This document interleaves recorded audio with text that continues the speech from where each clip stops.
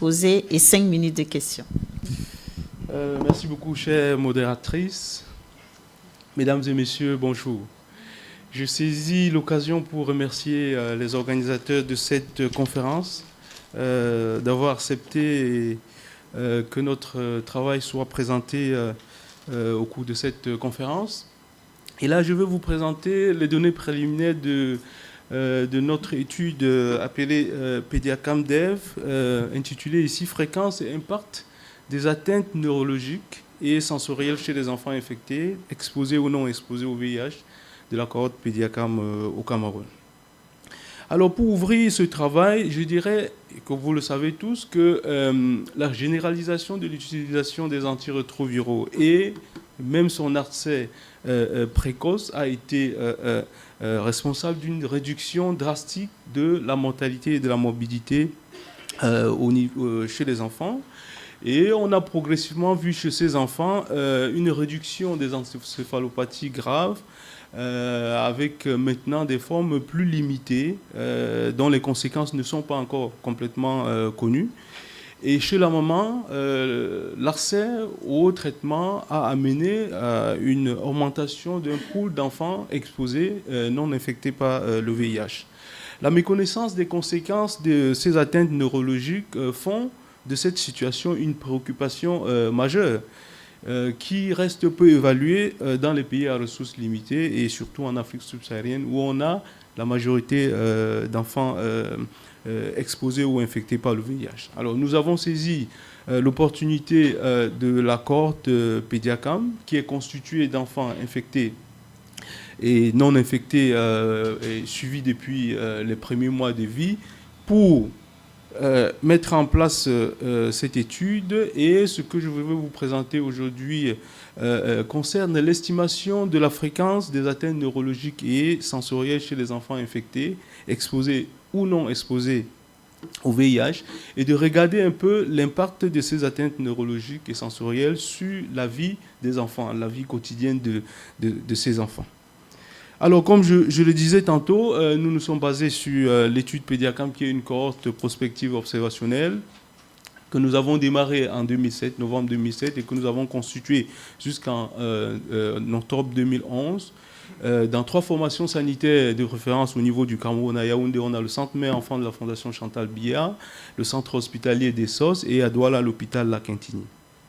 Alors, comment est-ce que nous avons constitué cette cohorte? Très brièvement, nous nous sommes positionnés au niveau de ces structures sanitaires pour constituer cette cohorte qui comporte globalement 4 groupes d'enfants, dont 3 sont suivis depuis la naissance. Pour les enfants suivis depuis la naissance, nous nous sommes positionnés au niveau des maternités dans la première semaine de vie de ces enfants, où nous avons constitué des pères d'enfants nés de mères séropositives et de mères séronégatives. Ces enfants ont été suivis jusqu'à 14 semaines. C'était le temps pour nous de faire le diagnostic précoce du VIH et d'administrer les vaccins dans le cadre du PEV. 2 éléments qui étaient les objectifs à cette époque. Puis, à partir de 14 semaines, les enfants infectés par le VIH ont été inclus et on a sélectionné un groupe d'enfants non infectés nés de mères séropositives, un autre groupe d'enfants nés de mères séronégatives. Mais à côté, et à cette époque, on voyait très bien que la couverture PTME était encore assez limitée et on considérait très bien qu'un traitement qui était démarré avant l'âge de 7 mois était un traitement précoce. C'est pour ça que nous avons inclus cet autre groupe là à côté, d'enfants non suivis depuis la naissance, mais diagnostiqués avant l'âge de 7 mois. Au total, 611 enfants ont été inclus dans PediaCam, avec la répartition que vous avez vue. Dès le départ, suivi jusqu'à 2 ans. Ensuite, les objectifs ont changé. On a prolongé ce suivi jusqu'à 5 ans. Et heureusement, ces objectifs continuent à progresser. Nous allons suivre ces enfants jusqu'en 2020 actuellement. En ce qui concerne l'étude PediaCam, PediaCam-DEV qui a été associée à PediaCam de base, c'est une étude transversale que nous avons menée de décembre 2015 à janvier 2017. Donc vraiment, on est encore dans l'analyse profonde des résultats de cette étude. Ont été inclus dans cette étude transversale tous les enfants de PediaCam qui étaient âgés entre 4 et 9 ans, avec le consentement, bien sûr, de l'un des parents ou du représentant légal. Pour les enfants qui présentaient un certain nombre de caractéristiques comme des enfants issus de grossesse gémellaire, des enfants qui avaient une pathologie qui était non VIH mais touchant le système nerveux central, ou des enfants qui étaient incapables vraiment, après plusieurs relances, de passer l'évaluation, ils n'ont pas été inclus dans l'étude. Une fois inclus, l'étude s'est organisée en 3 grandes étapes, dont 3 grands postes. Le médecin clinicien investigateur, il assurait l'examen clinique et par rapport à cette étude, évaluait la motricité globale et fine par le test de Touen, qui évalue globalement 6 domaines dans cette évaluation de l'enfant. Et lorsque, à la suite de cette évaluation, 1 ou 2 domaines étaient touchés, pour nous, on considérait qu'il y avait une dysfonction neurologique simple. Lorsque plus de 3 ou plus des domaines étaient touchés, c'était une dysfonction neurologique complexe. Après, l'enfant était vu par un psychologue et ensuite un enquêteur pédiatrique pour évaluer la qualité de vie grâce au questionnaire OKI et la participation sociale de l'enfant en utilisant la classification internationale des incapacités fonctionnelles développée par l'OMS. Ça, c'est pour évaluer les activités quotidiennes de l'enfant. Et ensuite, on rentrait dans le sensoriel où, avec un taux audiométrique, on a évalué la perte auditive qui, pour nous, dans cette étude, était définie comme une valeur au-dessus de 20 décibels, des moyennes des fréquences 500, 1000, 2000 et 4000 Hz. Et puis, pour le visuel, on est resté sur l'acuité visuelle où un seuil de 6 sur 18 était considéré comme une défaillance visuelle. Alors, qu'est-ce que nous avons trouvé? Globalement, sur les 600 enfants inclus dans Pédiacam, comme vous pouvez le voir, nous avons finalement inclus 338 dans Pédiacam Dev, dont 127 enfants infectés par le VIH, 101 exposés non infectés par le VIH et 110. En raison principalement des décès que nous avons observés à cette époque-là, on avait déjà 10% des décès et pratiquement 25% des enfants que nous avons considérés non compliants. Et c'était une préoccupation pour nous, ces enfants qui venaient de façon très irrégulière aux consultations. Et vous allez voir, peut-être c'est une limite que nous discuterons dans le cadre de cette étude. Ces non compliants se concentrent beaucoup plus parmi les enfants dont les mamans sont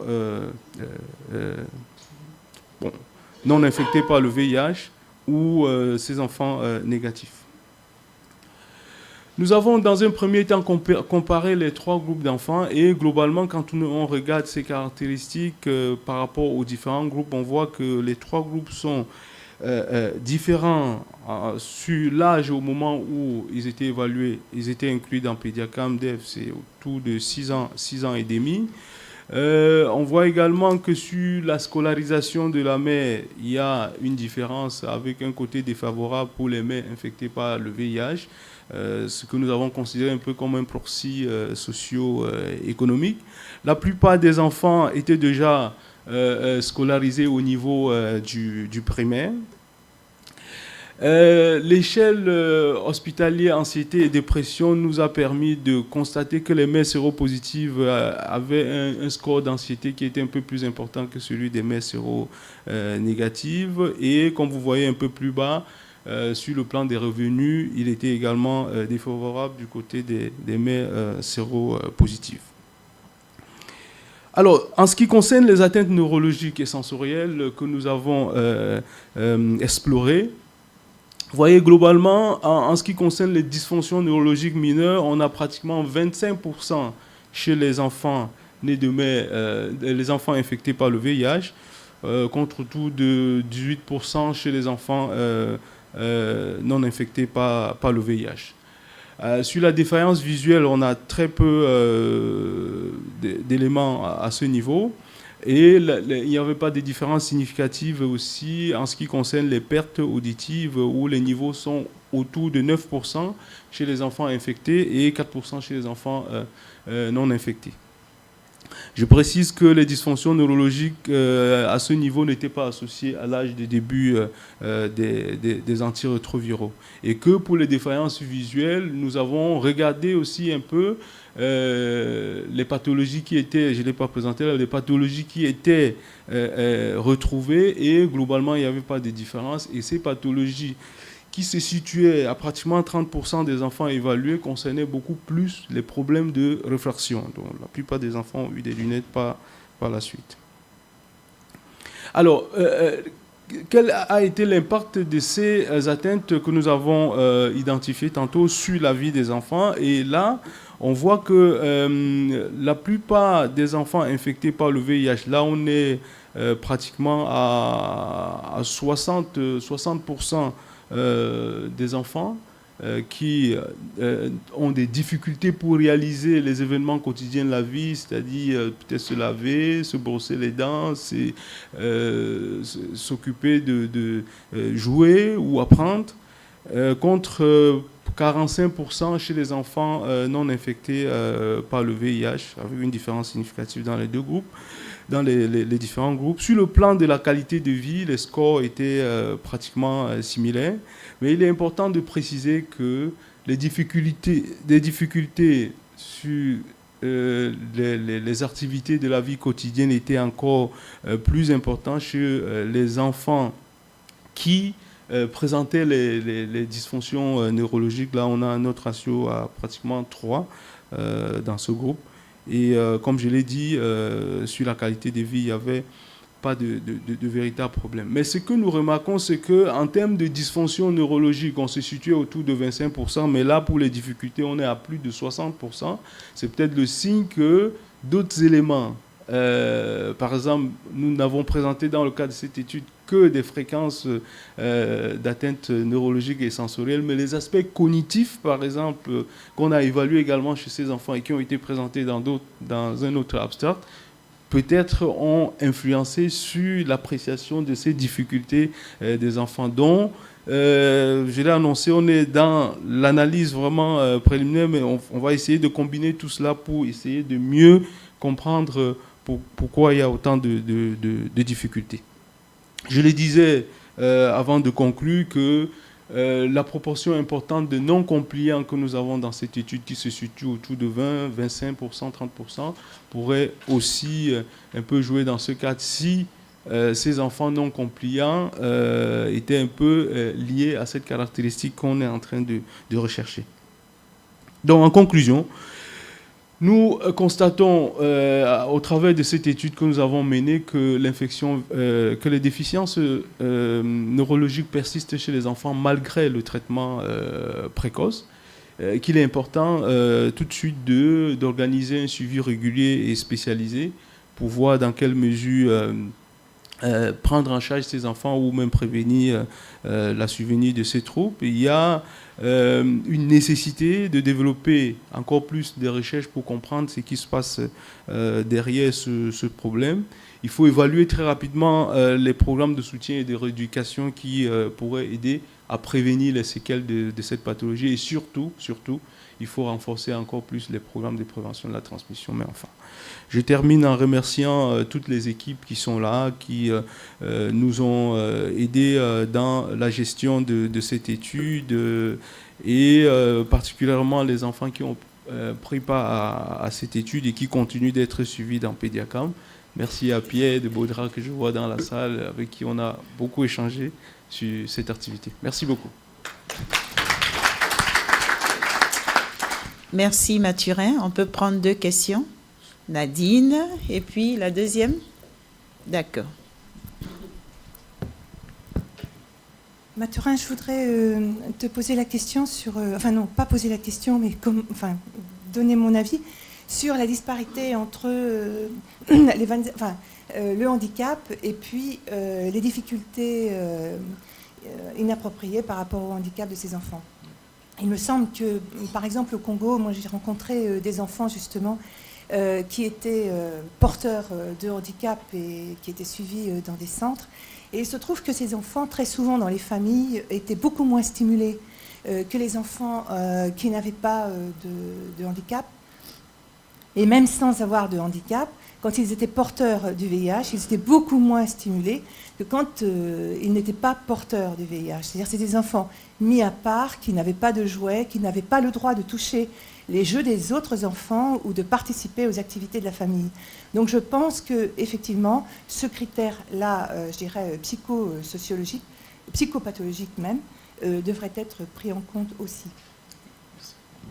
Merci Nadine. La deuxième question derrière. Oui, c'est vous. De votre présentation, je me demandais juste si le langage avait été testé spécifiquement, parce qu'il y a beaucoup de littérature sur les enfants exposés non infectés, mais je crois aussi sur les enfants infectés avec des déficits, enfin des retards d'émergence du langage. Donc tu n'en as pas parlé. Donc en dehors des troubles cognitifs, est-ce que vous avez testé ça?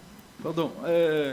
Globalement, quand on regarde cette diapo, peut-être je n'en ai pas parlé en passant, là on voit que les niveaux de langue parlée en famille, le français, il était au-delà de 70% chez les enfants là. Donc je parle du développement du langage. Ah d'accord. Oui, d'accord. Non, oui, ça a été évalué dans ça fait partie du cognitif, sur les aspects cognitifs. Et peut-être ça va expliquer un peu. Merci beaucoup, Mathurin. Et nous